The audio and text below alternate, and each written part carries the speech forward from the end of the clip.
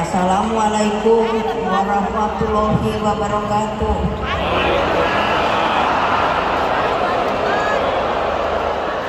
Salam sejahtera untuk kita semua. Om Swastiastu. Namo Buddhaya. Salam kebajikan, Rahayu. Salam Pancasila.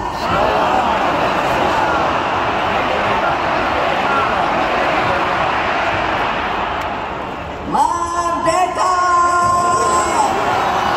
Merdeka! Merdeka! Terima kasih. Puji syukur kita panjatkan kehadiran Allah Subhanahu wa Ta'ala yang telah menyatukan kita di tempat yang sangat bersejarah ini. Di tempat ini pada tanggal 24 Agustus tahun 62, Bung Karno dengan sukses telah membuka pesta olahraga Asian Games. Dari tempat ini pula bergelora kebangkitan bangsa-bangsa yang baru merdeka melalui sebuah penyelenggaraan Games of the New Emerging Forces atau GANEFO.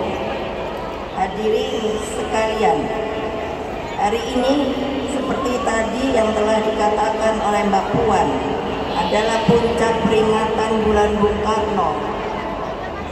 Bulan Juni ini bagi partai merupakan sebuah bulan yang sangat menentukan, bukan saja bagi kehidupan partai kita, tetapi juga merupakan sebuah kehidupan bagi jalannya bangsa dan negara kita. Supaya kalian selalu ingat kepada sejarah, yaitu ingatlah jas merah. Hari ini adalah kembali puncak peringatan bulan Bung Karno, sebagai yang juga telah diterangkan oleh Pak Puan. Beliau itu benar-benar pejuang sejati yang berjuang tanpa pamrih. Bagi Bung Karno, dedication of life itu bukanlah hanya slogan, tetapi dijalankan dengan seluruh jiwa raganya. Dalam perjuangan yang begitu panjang, sampai Bung Karno diakui dunia sebagai seorang sosok pembebas dengan konsepsi ideologinya yang berangkat dari falsafah petani yang disebut namanya Pak Marhain. Seringkali orang mempelesetkan, katanya kalau Marhain itu adalah komunis. Padahal saya sebut Bapak Marhain. Dia itu sebenarnya seorang petani. Ketika Bung Karno sedang kuliah di Bandung, beliau bertemu dengan Pak Marhain. Beliau bertanya begini, Bapak seorang petani bahasa Sunda. Ya. Tanah ini punya siapa? Punya abdi. Bahasa Sunda saya itu abdi. Kalau tanaman padi ini punya siapa? Punya abdi. Alat-alat campur dan lain sebagainya punya siapa? Punya abdi. Kalau sudah dipanen, dijual, uangnya untuk siapa? Untuk abdi. Setelah berpikir merenung yang dinamakan kontemplasi panjang, maka Bung Karno merasa bahwa perjuangan ini harus seperti apa yang dimiliki oleh Pak Marhain. Dia merasa bahagia karena semuanya sudah punya. Tetapi yang tidak dipunyai oleh Pak Marhain itu adalah apa? Yaitu hanya yang namanya hidup sederhana dan sekedarnya saja. Oleh sebab itu, Bung Karno di dalam pikirannya, pasti ada yang bertanya, kok ibu tahu? Lah saya kan putrinya. Jadi saya sudah pernah loh, kalau ada yang nggak percaya, itu ada makamnya. Saya lupa di mana, tapi di daerah Bandung begitu. Jadi jangan dikatakan kalau saya bilang lain itu lalu komunis. Jadi akhirnya di dalam mengekstraksi cara berpikirnya, maka Bung Karno melahirkan Pancasila pada tanggal 1 Juni 1945. Pada waktu yang lalu pun Pancasila itu sepertinya diredupkan, diplesetkan. Padahal itu adalah, makanya harus semua yang namanya anggota partai PDI Perjuangan itu belajar namanya lahirnya Pancasila pada tanggal 1 Juni 1945. Kenapa? Karena semua pada waktu itu seluruh pemimpin bangsa itu bertemu di sebuah rapat yang namanya BPUPK. Orang banyak yang berpidato pada waktu itu, tetapi ketika pemimpin rapat menanyakan sebenarnya yang diinginkan oleh kita sebagai falsafah dasar negara yang akan kita merdekakan nanti itu apa? Bukan bolehkah saya berbicara? Beliau berbicara panjang lebar.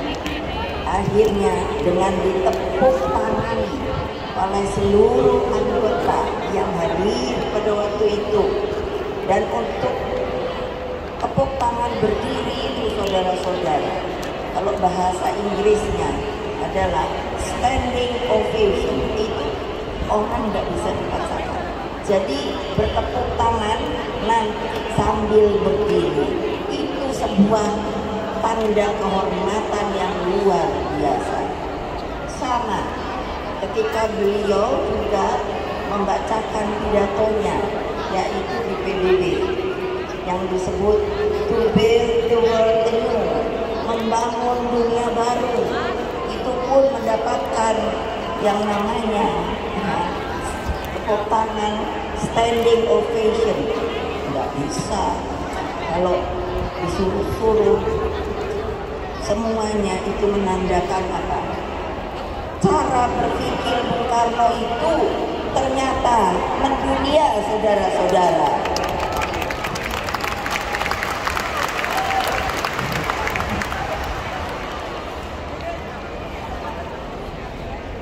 Jadi di tangan Bung Karno politik itu bergerak ke bawah, ke bawah. Ingat, ke bawah. Ke siapa? Ke siapa? Siapa? Kurang keras. Siapa? Yang saya sebut sekarang akar rumput. Rakyat itu akar rumput. Kenapa? Karena ini ada rumputnya ditutupi, tapi nanti kalau dibuka dia cepat bertumbuh kembali. Jadi rakyat itu, akar rumput itu tidak pernah bisa digunakan, saudara-saudara. Ingat itu. Nah, makanya ketika tanggal 17 Agustus 45 itu saya tanya bapak saya, waktu itu sebetulnya takut apa tidak? Toh masih dijajah dengan Jepang, dan waktu itu Belanda dibantu sekutu masih juga ada. Ya takut. Nah terus kok bapak berani? Karena saya yakin, aku yakin bahwa setelah bunyi proklamasi ini saya dengungkan, maka yang namanya Indonesia akan menjadi sebuah negara merdeka, berdaulat, dan bebas aktif, saudara-saudara. Jangan lupa loh, Jangan berpatok. Nanti yang rugi kalian sendiri. Kalau ada yang mau merubah-rubah. Saudara-saudara sekalian, di tangan Bung Karno, politik ini bergerak seperti tadi yang saya katakan, keberpihakan itu selalu harus ada kepada akar rumput. Karena apa, kata Bung Karno? Di dalam tubuhnya rakyat miskin itulah energi perjuangan kepartean berasal, dan Tuhan bersemayam di gubuknya rakyat miskin. Nah, jadi kalau kalian luar biasa loh bisa datang ke sini.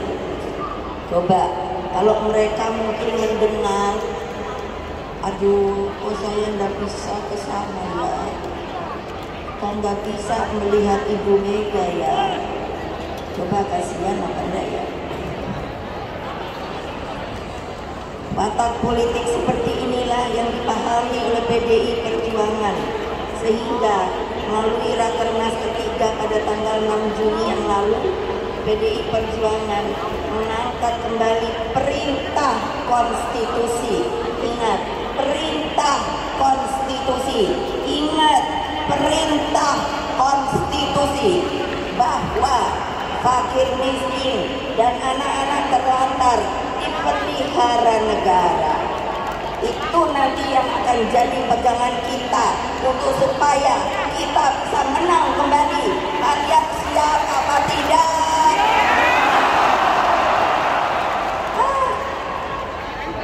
Baru juga kepanasan, suaranya kok sudah melempem ya. Ayo, Satgas, suaranya keras. Siap.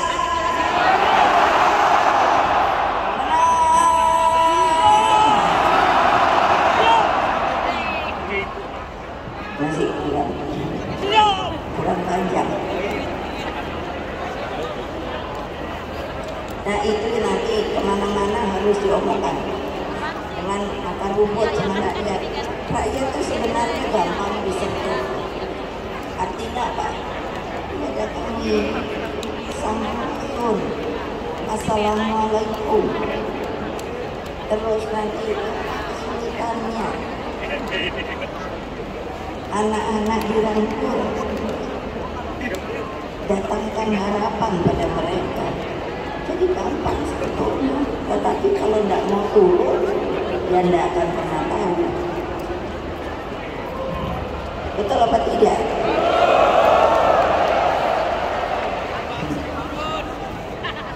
Nah, ini karena tadi sebetulnya tadi saya pikir sudah disebut oleh Mbak Puan. Semua yang hadir, yang terhormat di sini, termasuk Pak Jokowi, sudah dikenalkan. Pak siapa ya? Yang calon kita namanya siapa? Siapa? Pranowo Ganjar. Ya, namanya Pranowo Ganjar. Oh, tumben ya, nggak salah. Biasanya suka terbalik-balik. Nah, tapi saya akan juga memanggil. Nanti kalau ibu panggil, mulainya anak ranting, lalu berdiri, lalu bilangnya siap, menang, gitu. Mau apa enggak? Yang di luar juga kalau itu boleh juga ikut teriak. Nah, anak ranting partai,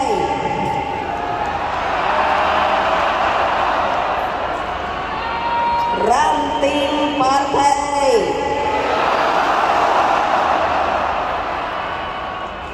PAC partai, DPC partai, DPD partai, DPP partai,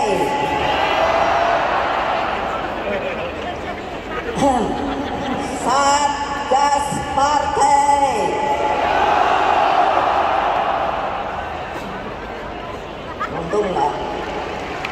suaranya masih kencang. Kamu masih sayang apa enggak sama ibu?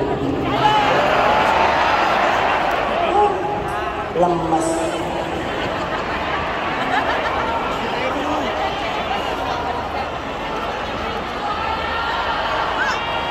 Lo nanya kemana teriak-teriak, kamu masih sayang apa tidak sama ibu? Kamu mau dengar dan jalankan instruksi saya apa tidak? Dijalankan apa tidak? Gak bohong. Ini janji loh. Siapa nanti yang tidak turun? Siapa nanti yang tidak turun? Ibu tahu. Ibu tahu. Sangat tahu. Jadi orang yang seperti itu hanya ada dua. Mundur sukarela atau nanti ada aturannya. Pasti sudah tahu.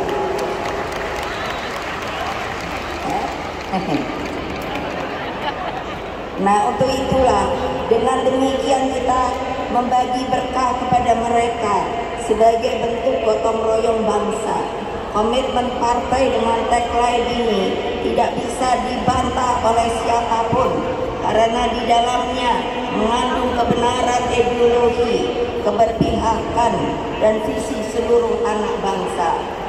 Saudara-saudara sekalian, anak-anakku tercinta, perhatian terhadap fakir miskin dan anak terlantar adalah praksis ideologi Pancasila yang harus dijabarkan secara utuh para pendiri bangsa.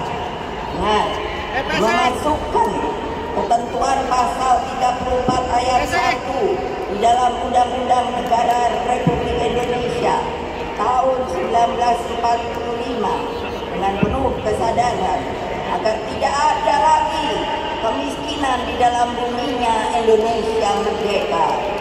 Pertanyaan kita semua, apakah ini mungkin? Ayo jawab, apakah ini mungkin?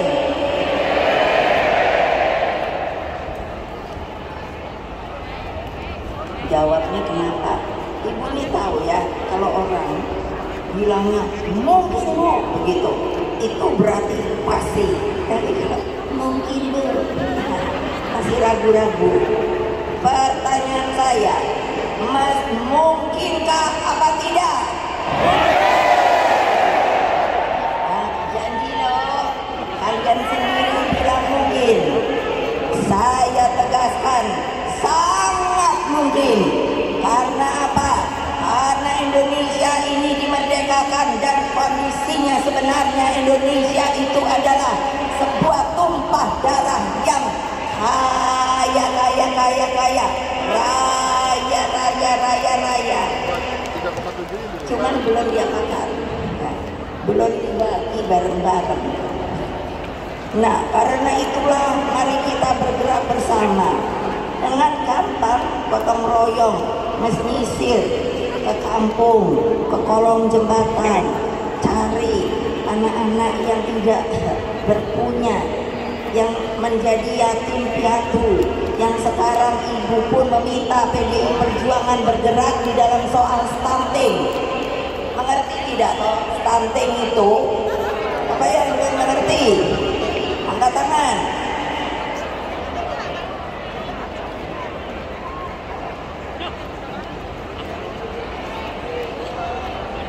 Tuh, kurang gizi, akibatnya apa? Nanti anaknya jadi kerdil, jadi cebol. Yang sayang lagi apa? Karena tidak bagus pertumbuhannya, maka pikirannya, otaknya pun tidak baik. Masa Pak Jokowi sudah dengan semangat mengatakan kepada saya, kepada rakyat, Indonesia itu tahun 2045 akan menjadi Indonesia emas. Nah, saya ketika bertemu beliau, saya bilang, Pak, kita aja lagi ada program stunting. Ini mesti bener nol, Pak. Gak ada lagi anak bangsa ini yang stunting, Pak. Gimana caranya? Ini kan banyak ya. Di belakang saya ketua-ketua umum partai, saya belum tahu ada yang udah mau ikut sama PDI Perjuangan, ada yang masih mikir, ada yang udah nanti aja lah, nanti tanya sendiri aja. Jangan ketawa lo ya, makanya tanya aja sendiri. Jadi apa coba? Nah, bagaimana? Banyak hal yang sebenarnya dapat kita lakukan dan bisa mengangkat kemiskinan itu. Pak Jokowi itu benar, kemiskinan ekstrim harus dihilangkan. Saya juga nanya, Pak, gimana kalau rakyat kita tidak bergerak semua, pemimpinnya juga semua, kemiskinan itu harus bisa ditingkatkan. Tidak ada lagi korupsi di Indonesia ini. Ya boleh dong saya ngomong, betul apa tidak?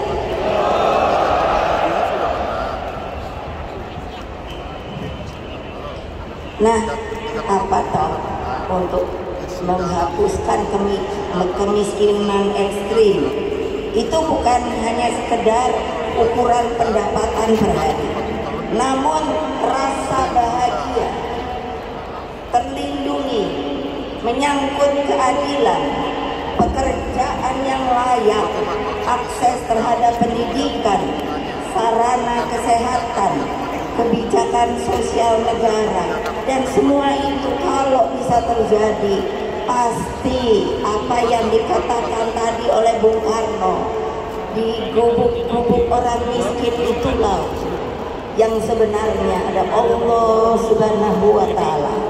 Itu pasti kelihatan terus rasa bahagia. Karena itulah jejaring kerjasama itu sangat-sangat diperlukan. Presiden Jokowi, Wakil Presiden Ma'ruf, dan hadirin sekalian, sungguh menjadi kado istimewa bagi bangsa Indonesia. Dalam menjelang peringatan ulang Bung Karno ini, UNESCO telah menetapkan 3 arsip pidato Presiden pertama, Dr. Insinyur Soekarno, sebagai Memory of the World, yaitu menjadi milik dunia bersama. Memory of the World, jadi boleh digunakan oleh siapapun di dunia ini, yaitu pidato di depan konferensi Asia Afrika Bandung pada tahun 1955, lalu pidato to build the world anew di hadapan sidang umum PBB tahun 1960, dan pidato pada KTT non-blok pertama di Beograd tahun 1961. Apa toh? Pidato Bung Karno diakui dunia ini apa?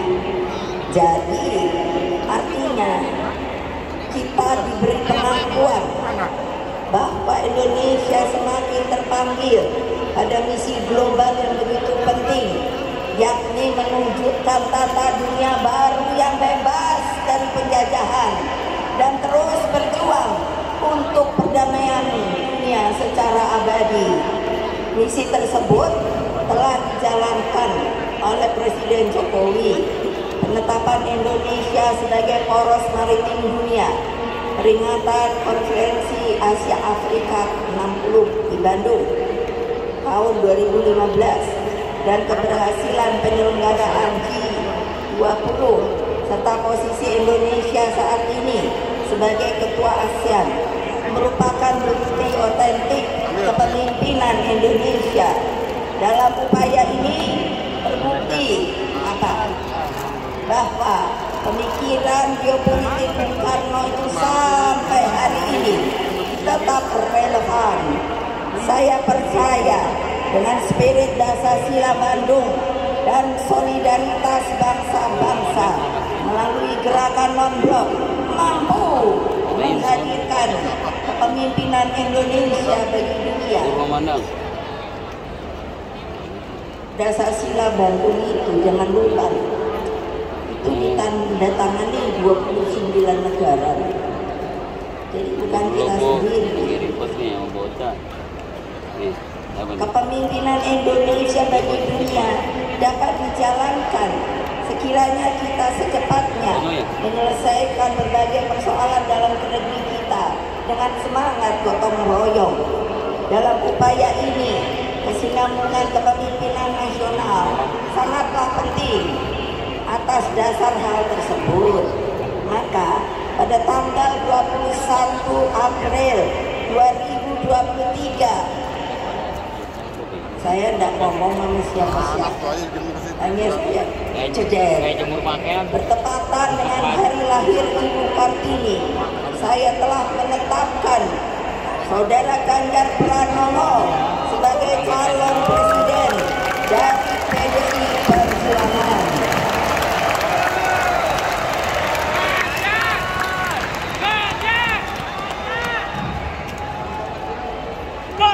Kenapa kok saya ambil Hari Kartini? Karena saya kadang-kadang itu keselnya apa? Udah, kalau lihat sejarah, ini belajar sejarah, peran perempuan itu sebetulnya sebelum merdeka, mereka itu supaya kalian mengerti siapa kok pahlawan-pahlawan perempuan kita sebelum kemerdekaan.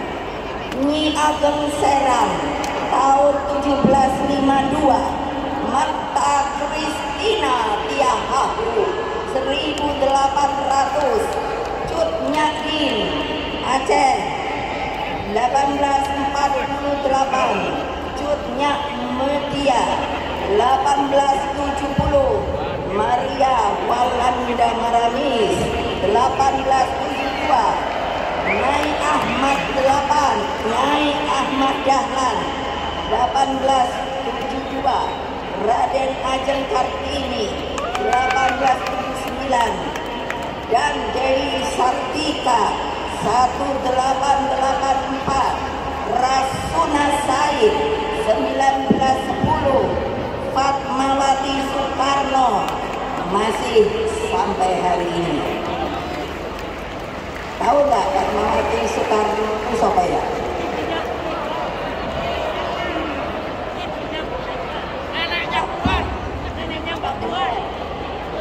Ibu Fatmawati itu siapa ya? Ibunya ibu.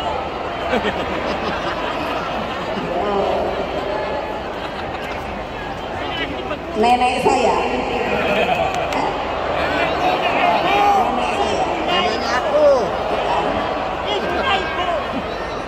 Fatma itu yang melahirkan saya ini, makanya saya ini jadi perempuan yang tangguh gitu loh. Karena betul enggak? Betul enggak? Mantap apa tidak?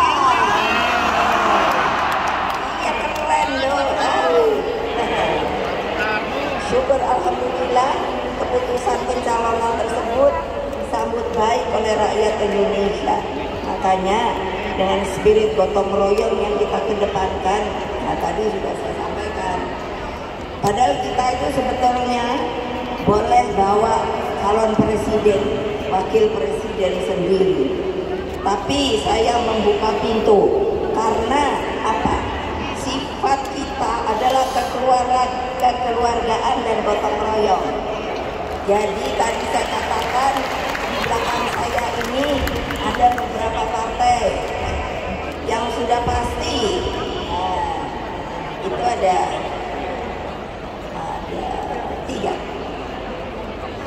dari PPP,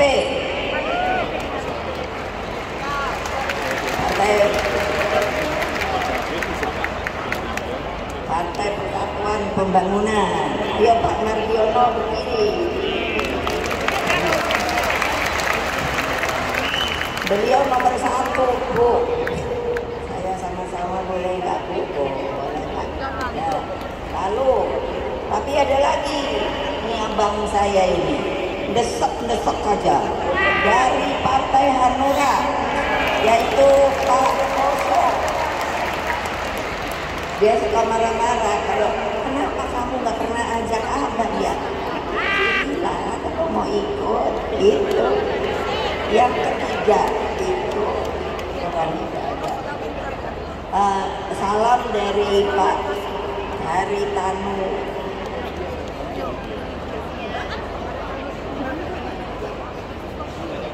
Saya kenalnya Pak Haritanu, nama panjangnya Pak Haritanu Wijaya dari Rindo. Kalau di sini ada tiga yang saya bilang ya katakan lagi mikir ini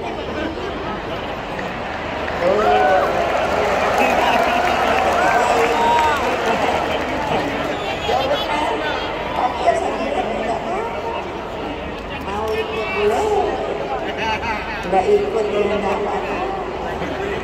Betul nggak? Merdeka! Merdeka! Merdeka! Itu namanya teguh, hatinya teguh, tindakannya teguh. Gini jempolnya. Nah gitu loh, ayo. Nah kita perlunya apa? Jadi jangan teriak-teriak. Kalau keluar dari sini nggak teriak-teriak lagi loh. Bergerak, satu barisan. Tadi Mbak Puan bilang rampak barisan, satu barisan. Itu ketuk setiap pintu hati rakyat. Ulun sampurasun. Pasti rakyat dengar itu pasti jatuh hatinya. Dan sebab dengan tantangan ke depan tidaklah mudah, diperlukan. Nah ini juga kasih tahu, kalau mau milih pemimpin, jangan hanya lihat tampangnya. Aduh, ibu kampus ini ada dulu ya.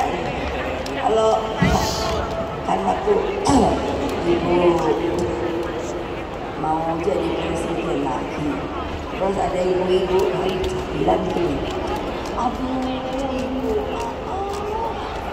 sebetulnya saya mau milih lagi, tapi saya kok kepingin milih yang ganteng. Pusing kepala saya. Ya tapi sudah maunya sendiri. Jadi ibu ini biar udah cantik kayak gini, udah diakui. Salah besar. Ya ibu udah jelek apa cantik. Jangan dong. Ada nenek-nenek.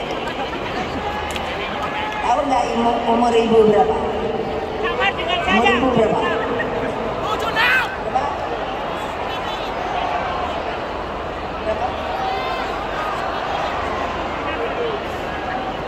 67. Dibalik, Pak, dibalik. Ini nenek hanya karena semangat jadi masih bisa teriak-teriak. Nah sudah, kalau kamu masih sayang ikuti saya.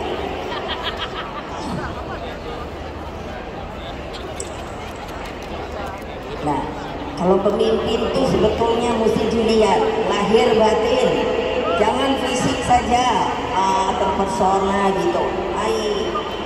Diperlukan pemimpin yang berpengalaman baik di lembaga legislatif maupun eksekutif, kepemimpinan yang visioner, yang arif, bijaksana, dan memiliki rekam jejak prestasi yang baik, serta mengakar, yang paling penting, mengakar kepada akar rumput.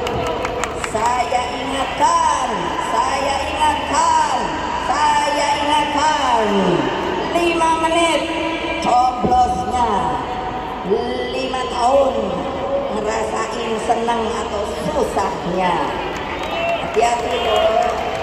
Karena itulah gunakan hak pilihmu dengan sebaik-baiknya. Pak Ganjar Pranowo akan terus berjuang bersama Presiden Jokowi di dalam mendayagunakan bonus demografi bagi percepatan kemajuan bangsa. Pak Jokowi bilang sama saya, Ibu, ini keberuntungan Indonesia. Dari tahun ini, 2023, 13 tahun kemudian, produk demografi itu orang, rakyat, itu dari umur 16 sampai 60 adalah usia produktif. Jadi bisa bekerja, pensiun. Nah, tapi kalau ruang kerjanya tidak disediakan, harus bagaimana kehidupannya. Makanya itu nanti kita genjot. Kalau kita menang, kita genjot. Bisa apa tidak? Ya kalau kalian hanya ibu kok suruh genjot, saya kan cuma anak ranting. Anak ranting itu apa?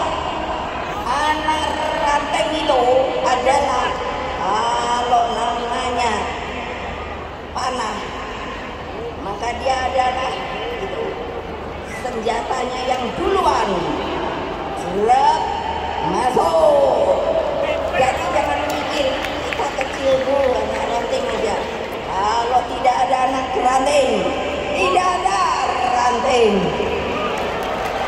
Halo.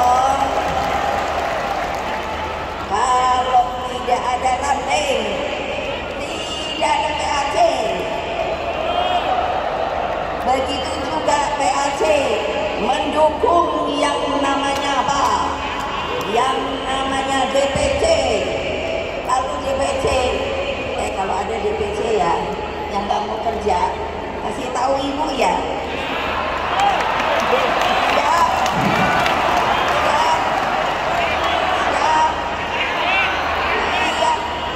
Masa maunya duduk aja di kursi. Saya DPC. Kalau DPD sama juga.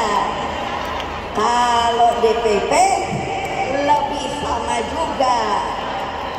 Ini bawa ibu gimana tuh? Kupingnya dengerin ibu, padahal hatinya udah dekat. Karena mikir gini, aku udah turun ke bawah apa belum ya? Ini sekarang udah punya loh tempat monitoring. Nah, untuk itu maka kita mesti bangun Indonesia sebagai bangsa pelopor, bangsa pejuang. Jalan kemakmuran kita wujudkan melalui sebuah revolusi mental serta penguasaan ilmu pengetahuan, teknologi, dan kedepankan riset dan inovasi. Anak-anakku sekalian dan seluruh rakyat Indonesia yang saya cintai dimanapun kalian berada, hati saya sungguh terharu bahwa PDI Perjuangan yang saya pimpin ini hadir sebagai mempunyai karakter sebagai partai pelopor, satgas partai yang mendampingi saya. Satgas ini sekarang bagus begini. Dulu ketika menjadi benteng saya pada masa sulit saya, kini tampil penuh disiplin dan membanggakan. Satgas partai inilah yang menjadi benteng hidup saya ketika masih zaman PDI, Partai Demokrasi Indonesia. Ketika itu masa Orde Baru, susah banget. Yang namanya digontok ini. Aku mendengarkan Bu. Biar digontok itu tetap. Nah gitu loh. Jadilah kalian semua benteng Pancasila, benteng kebenekaan Indonesia, benteng Negara Kesatuan Republik Indonesia, dan benteng seluruh rakyat Indonesia. Terima kasih juga saya sampaikan kepada seluruh panitia, komunitas Juang Jawa Tengah, para pengisi acara, dan secara khusus penari kecak perempuan. Tari kecak itu biasanya laki. Jadi ibu bilang pada Mas Guru, adik saya sendiri, dia itu seniman. Kamu bisa nggak ngajarin perempuan nari kecap? Cak cak cak cak cak cak cak cak cak cak cak cak cak cak. Nanti lihat deh, keren.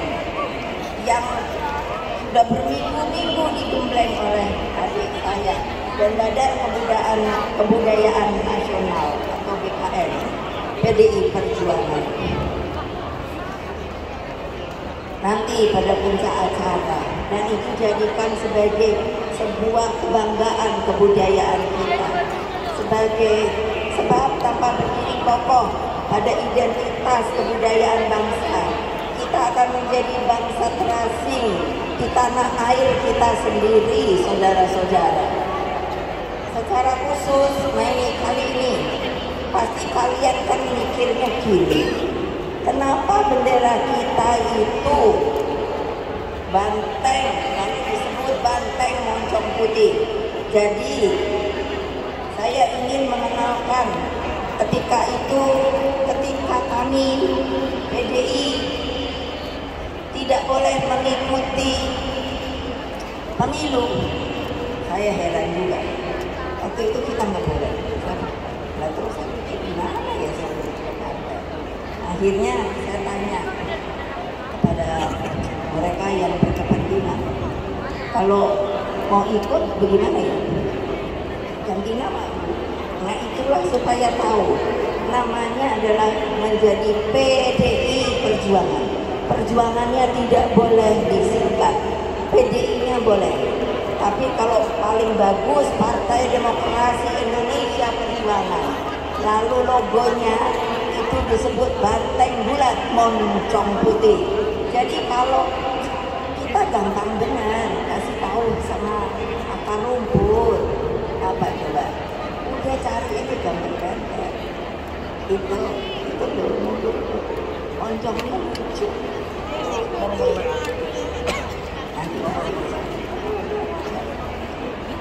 Itu adalah waktu itu sama di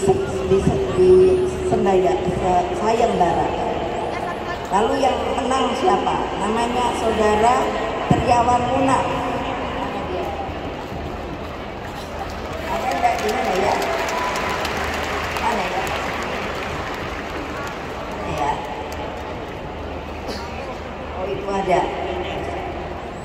Beliau cerita, Bu, ternyata waktu ikut ibu itu, Bu, ayu susah ada. Kenapa? Waktu pengalaman saya diikuti Intel, saya bilang gak apa-apa. Intel juga baik kok. Nah ini akhirnya, marilah dari Gelora Bung Karno ini kita tampilkan watak kesejatian politik yang menyatu dengan rakyat. Setelah acara ini berakhir, pulanglah ke rumah masing-masing dengan penuh semangat.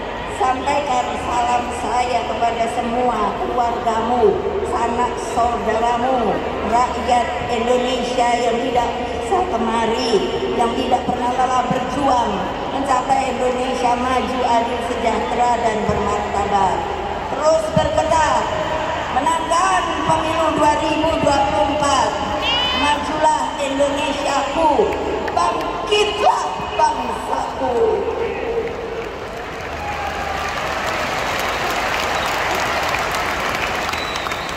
Bersatu kita teguh, bercerai kita runtuh.